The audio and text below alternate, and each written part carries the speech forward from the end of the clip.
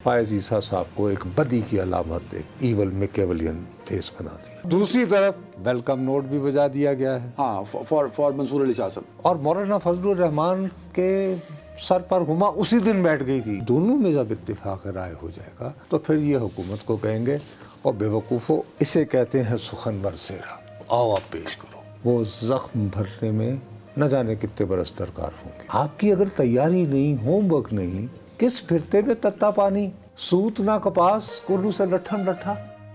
मुझे ये समझ नहीं आती कि ये मांगे तांगे की हुकूमत बैसाखियों पे चलने वाली, इनके पास ये कुव्वत कहाँ से आती कि आप 2 दिनों में जो है आप नहीं, एक दिन में सर, और वो भी ऐसी ऐसी तराबीन वो चाहते हैं कि एक ही दिन में हो जाए जिसका अच्छा। और आप कमाल है, 2 दिन ज़ाया हो गए। जो भी शख्स थोड़ा सा भी दिलचस्पी रखता है सियासी खबरों में, उसके फ़ोन में 5-8 बंदों के दे हुआ जी ये 26 सफ़ात पर मुश्तमिल आईनी तरह। लेकिन सुना गलत है वो सारी। अरे भाई, उसमें तो खुद आप कुछ मान रहे हैं। मिसाल के तौर पर 2 अफराद अभी तक मान चुके हैं कि जी आर्टिकल 8 में एक तरमीम की जा रही थी जिसमें कहा गया कि जो भी शख्स, मतलब लोगों में ये तासुर फैला, जो शख्स भी मुल्क के खिलाफ बात कर रहा हो उसको उठा लो। भाई मुल्क के खिलाफ से क्या मतलब, how do you define it? तो ये तो फंडामेंटल राइट्स के ही खिलाफ है। लेकिन अवाम की अक्सरियत में आपने छुपा के क्यों रखा? उस पर फिर लोग कहते हैं कि जी इनको तो कहीं से आया था। तो जब बेचारों के पास आया, ये जो आपने ज़ियाउल हक की बात की, तब भी कुछ छुपाया नहीं गया था। अरे बॉस, ईमान में बाकायदा लेख हुआ यार। यहाँ तो हमारे वजीर खजान कानून को कल मिला है वो अब जब वजीर कानून जब कहे कि मुझ तक पहुंच गए हैं तो इसका मतलब है किसी और ने तैयार किया ना, तुम्हारी वजारत कानून ने तैयार नहीं किया। यार आप क्या कह रहे हो पब्लिक को, क्या बता रहे हो? सच बता रहे हैं। यार छोड़ो, वो कहते हैं झूठ की आदत नहीं मुझे। अरे छोड़ा करो, ऐसे भी नहीं, ये कैसे हो सकता है? इतनी बड़ी वजारत तो ये नहीं कि काहे को बनी हुई है। वो मकसद ये कि ठीक है इनपुट यकीनन आया होगा है, लेकिन आप ये कहें कि जी बस नहीं यार ऐसे नहीं होता। ये हवा बनाया क्यों हुकूमत वक्त ने? भाई अब मैं कैसे इस बात को मैं आई विश के मेरी तो एक्सेस होती कोई। मैं तो रांदा दरगाह हूँ, लेकिन पूरे मुल्क में ये तासुर दिया गया कि कोई गलत काम हो रहा है। पीटीआई के लिए टोकरा हूँ, उनके लिए रांदा दरगाह हूँ। जाऊँ तो जाऊँ कहाँ, लेकिन फिर भी बार जुगाड़ निकाल के कुछ ना कुछ निकाल लेते। इन्होंने और कुछ किया ना हो कि हुकूमत ने ये तासुर जरूर बनाया है कि कोई गलत काम होने लगा। मतलब कहीं चले जाएं पूरे पाकिस्तान, वो कहते हैं यार ये छुपा क्यों रहे थे?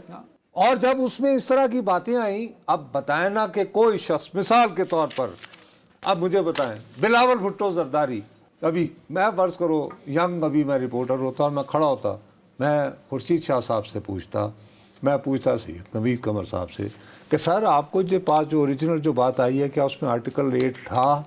क्या उसमें वाकई ये तरमीम थी कि जो शख्स भी मुल्क के खिलाफ बात करेगा उसको पकड़ा जा सकता है? क्या था या नहीं था?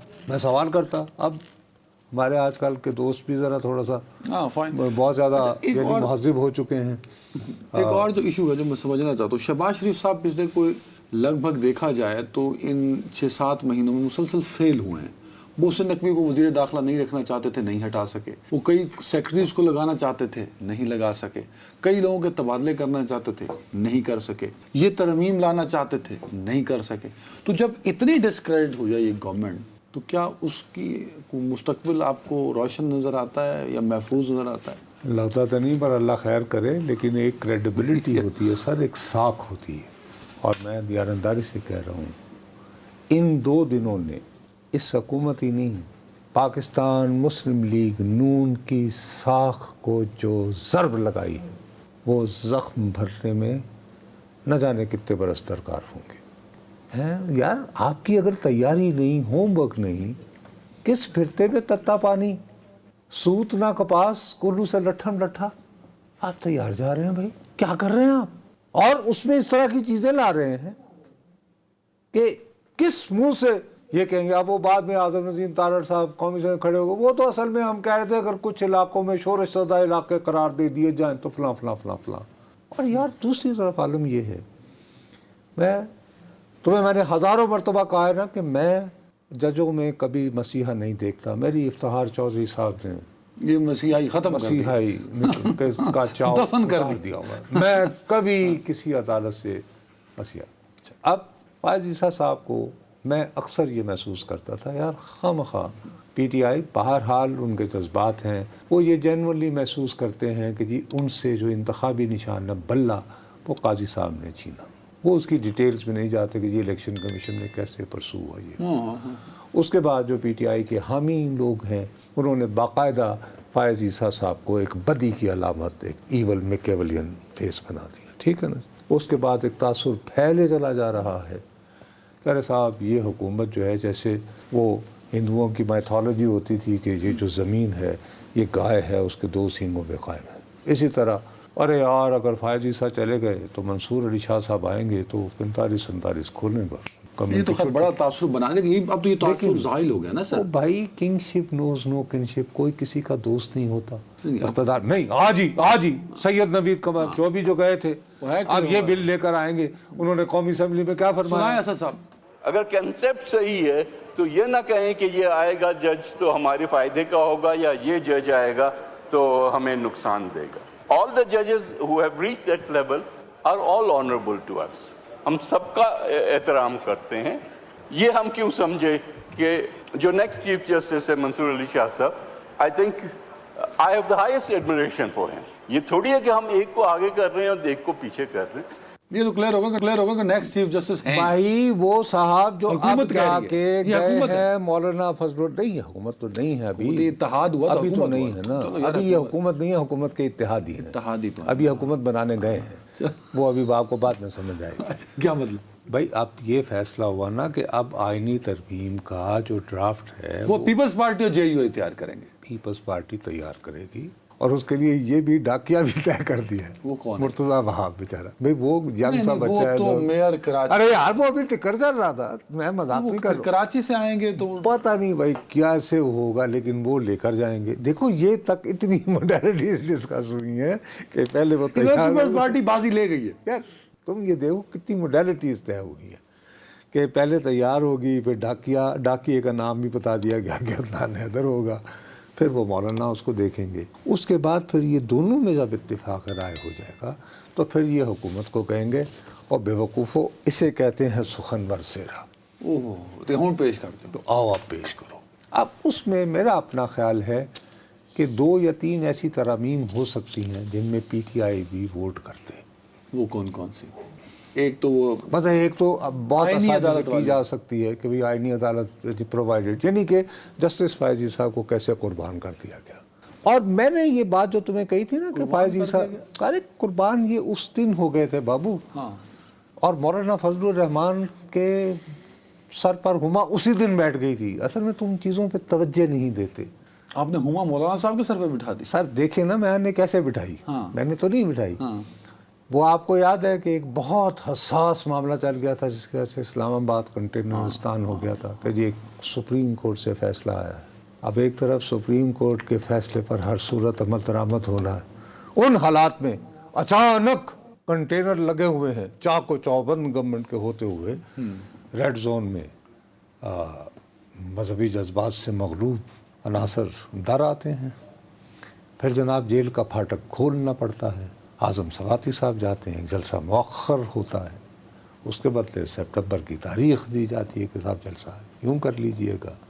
वहाँ पर फिर उस फैसले की तस्दीक करवाने कौन साहब जाते हैं और कहते हैं कि ज़िंदगी में पहली मरतबा अदालत के सामने पेश हुआ। मौलाना फजल रहमान साहब। मैंने उथे बह गया हुमा फड़िया गया, ऐथे बह गया हुमा। और दूसरा मैंने कहा कि काजी फायज़ ईसा साहब को लायबिलिटी तस्वर करके अब जब कश्ती डूबने लगती है बोझ उतारा करते हैं। और ये भी क्लियर हो गए सारे फिलॉसफी, ये है क्रूएलिटी और इख्तिदार। एक पिक्चर तो क्लियर कर दी ना। और देखो ना साथ ही अब दूसरी तरफ वेलकम नोट भी बजा दिया गया है, हाँ, फॉर मंसूर अली शाह साहब। अब तो ये क्लियर हो गया ना कि Chief Justice of Pakistan Mansoor Ali Shah. अब ये कंफ्यूजन दूर हो गई। अब ये फ्लोर ऑफ द हाउस पे कह रहे हैं, मतलब वहाँ पे कोई उन्हें कहते था, कोई वजीर खड़ा होके आज़म नज़ीर तार साहब कहते कि सर अभी ये तो फैसला होना है। हेलो, अब मैं पता एक सवाल सही पहुंच गया, मैं आगे बढ़ना था, टाइम की कमी। अब मैं एक सवाल ना पूछना नहीं चाहता क्योंकि मुझे एक शख्स से ना तकरीबन मोहब्बत हो चुकी है, आधी मोहब्बत। वो कौन है? शहबाज शरीफ साहब। पहले तो ताकतवर सन नदी हो गई। मेरी मोहब्बत तो आधी हो जाए, आधी मोहब्बत तो है ना। क्या वो वजीर आजम, तो जुबान है आपकी काली, अब पता नहीं अब क्या जवाब दें। क्या वो इस सारे सिनेरियो के बाद आपको पाकिस्तान के वज़ीर आज़म रहते नज़र आ रहे हैं अगले 4.5 साल? मुश्किल है। मेरा अपना ख्याल है अगर इवेंचुअली आइन में तरमीम, देखिए आइन में तरमीम तो होनी है, हर सूरत कुछ ना कुछ होनी है, आईनी तरमीम होनी है एंड क्रेडिट गोज टू तब शहबाज शरीफ। नहीं, उस सूरत में all credit will go to first मौलाना, कि मौलाना फजलुर रहमान साहब ने पहले रुकावट डाली कि यार है कि भी कर दो, this is not the way to go about it. Then People's Party walked forward. हाँ, और इसमें अगर साथ में मिसाक जमहूरियत वो पार्लिमान के नाम पर कुछ कह रहे हैं कि देखिए अब वो जो बंदे गिरफ्तार हुए थे आज उनको रहा कर दिया गया है, हाँ वो घर चले भी गए, अब वो प्रोडक्शन ऑर्डर वगैरह। अब ये जो बहलाया फुसलाया, ये जो नाजो अदा बर्दाश्त किए जा रहे हैं पीटीआई के लोगों की, तो एक और भी इत्तेहादी गवर्नमेंट बन सकती है ना, ऐसी कौन सा मसला? एक की होते हुए दूसरी कैसे बनेगी? भाई ये पाकिस्तान पीपल्स पार्टी, पीटीआई, मौलाना फजलुर रहमान, ये काफ़ी नंबर है। और वज़ीर आज़म कौन होगा? बैरिस्टर गौर हो सकते हैं क्या इसमें बुराई? नहीं, तुम रूल आउट तो नहीं कर सकते ना यार। ये कैसे भाई, आइन के अंदर तहरीक अदम एतमाद है ना। क्या ख्याल है? तो अब मुझे, मैं ऐसे कह रहा हूँ, ये मैं खबर नहीं दे रहा हूँ कि तुम बाद में मेरे क्लिप चला रहे हो। क्या नवाज शरीफ का दस्तरा आपके इम्कान नहीं, मियाँ साहब को तो यार इन्होंने देखो कितना, मैं दोबारा कह रहा हूँ, ये मियाँ साहब के साथ इससे बड़ी कोई ज्यादती हो सकती है कि पब्लिकली मैसेज ये जाता है कि वो इतने अरसे बाद आए थे, सियासी तौर पर थोड़ा सा मुतहर्रिक हुए और वो मौलाना फजलुर रहमान को विजिट करना चाहिए। तो शहबाज शरीफ जो है वो बात मुकम्मल करें जहाँ में कर रहे थे आप 30 सेकंड में। यार मैं इधर वो जो हाथ बना होता है और वो हाथ में वो क्या पांसा वो लेकर बैठा हूँ भाई, वो ये जो है उसके लिए ब्रेक वो एक यानी कोई एस्ट्रोलॉजर को बुलाओ, उससे पूछ लेते हैं कि किसका सितारा कहाँ है। शहबाज शरीफ साहब, विश्वास साहब, मैंने काली ज़ुबान आपके पीछे लगा दी। और नहीं, मैं ये कह रहा हूँ कि इम्कानात को रद्द नहीं किया जाता।